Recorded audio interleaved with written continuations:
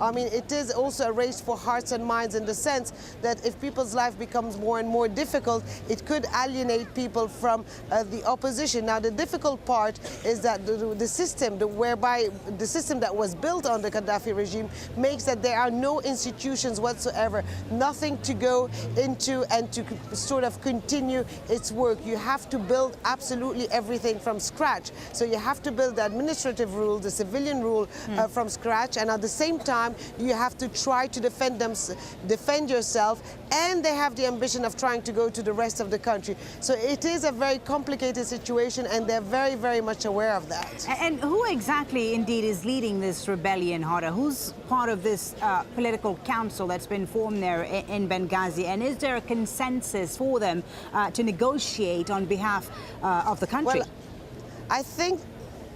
Well, I think at the moment what this National Council was basically born because there was a belief that at this stage you need a leader, you need something, a body that represents this uprising, which I think took people by surprise. It started as demonstration, and from what I understand, they didn't really expect things to go as quickly as they went. At the moment, there is a consensus behind the Justice Minister. He was the first person to resign from the government. He has a reputation of being an honest man, of someone who resigned several times before because he did not agree with the policies carried out of the government. I think if you will find consensus about him at the moment, it's for this transitional period until we see what happens in the rest of the country. But I did hear a lot of people, especially the youth, those who say that they are the ones who started this revolution, as they call it, the 17th of February revolution. Well, they say that eventually, when there will be talk about forming a new government, forming a new Libya,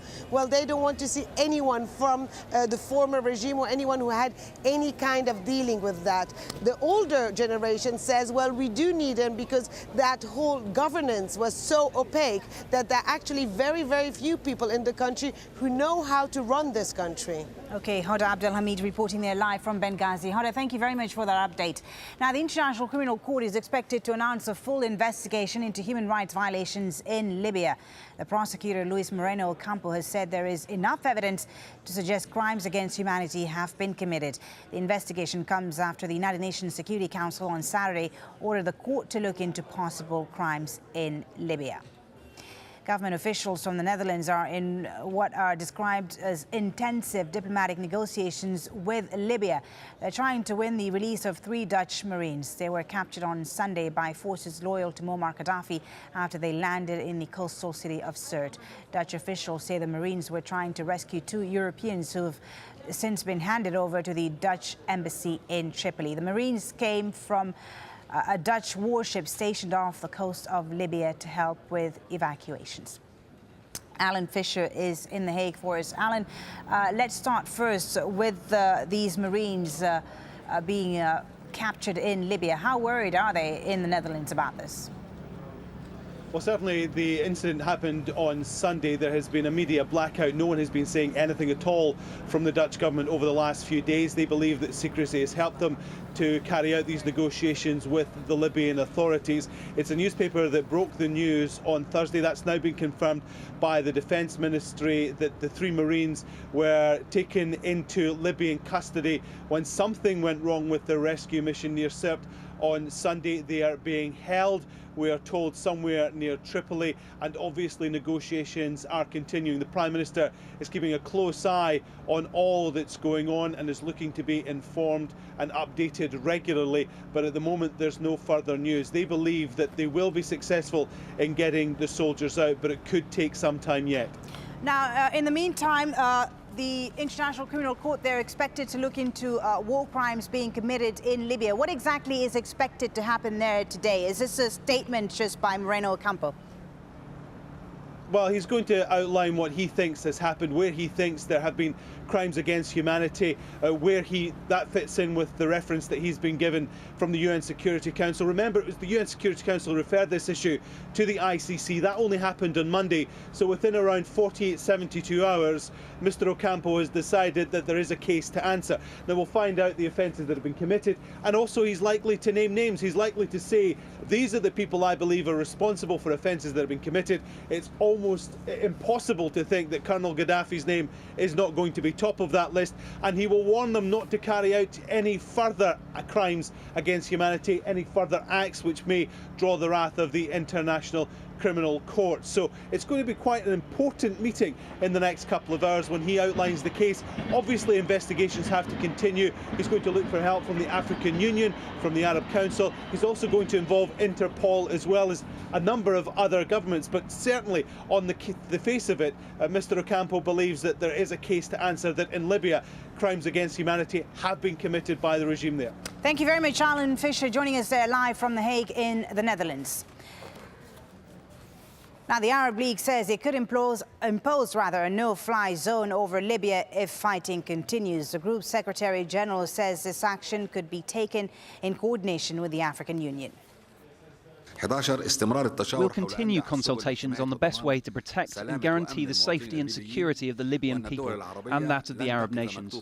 We will not remain idle in light of the bloodshed that the Libyan people are facing, and therefore we may resort to a no-fly zone, and the Arab League and African Union are cooperating in this regard. But the U.S. Defense Secretary has urged caution over imposing a no-fly zone over Libya if the fighting continues. There's a lot of, frankly, loose talk about some of these military options, and let's just call a spade a spade. A no-fly zone begins with an attack on Libya to destroy the air defenses. That's the way you do a no-fly zone. And then you can fly planes around the country and not worry about our guys being shot down.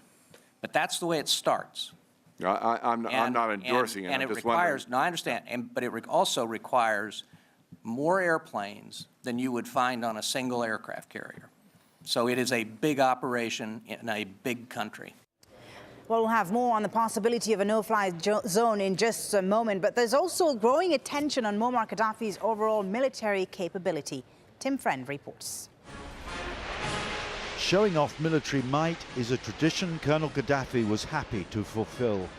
This was the 40th anniversary of the revolution in 2009. But now his weapons are being used in anger, and the key questions are, how much weaponry does he have? What is he likely to do with it, and can it be neutralized?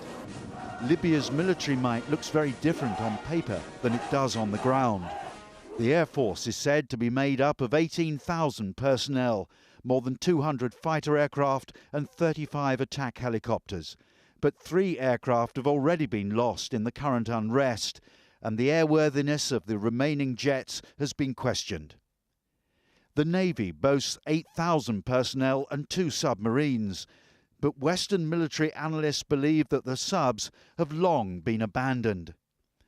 The Libyan army claims to have 50,000 soldiers, more than 2,200 battle tanks and 945 armoured personnel carriers. But military analysts believe that years of sanctions and overall neglect have rendered much of the army's equipment useless. Like any autocratic country, Gaddafi has probably for years been exaggerating the size of his armed forces. On the other hand, I would also warn that his forces